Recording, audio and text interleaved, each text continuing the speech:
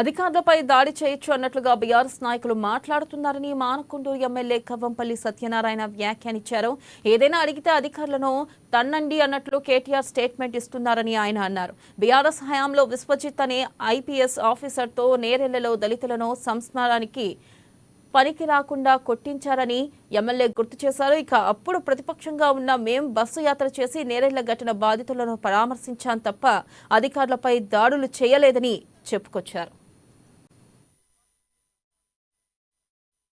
భూమి నిర్వాసితులు ధర్నాలు చేస్తే మల్లన్న చెరువులో గాని మిడ్ మానేర్ లో గాని ఇతర చోట్ల చేస్తే లాఠీలతో కొట్టించి లాఠీ చార్జీలు చేయించి వివిధ రకాలుగా హింసించినారు.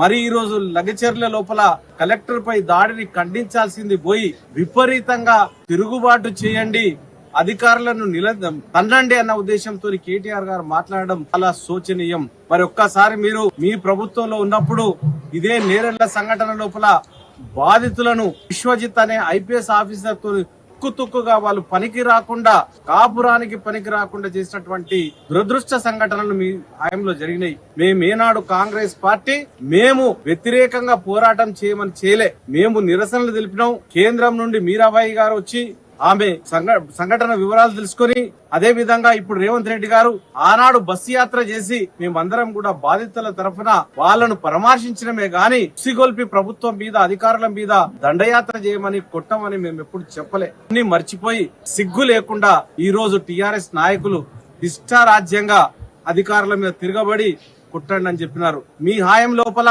ఎంఆర్ఓలను ఒక కరప్ట్ పీపుల్ గా సృష్టించి ఒక ఎంఆర్ఓ కిరోసిన్ పోసి తగలబెట్టే విధంగా ప్రోత్సహించి ఒక ఎంఆర్ఓను తగలబెట్టారు. ఆ సంస్కృతి కాంగ్రెస్ పార్టీలో ఉండదు. ఆ సంస్కృతికి విరుద్ధం. మేము భూమి నిర్వాసితులు ధర్నాలు చేస్తే మళ్ళా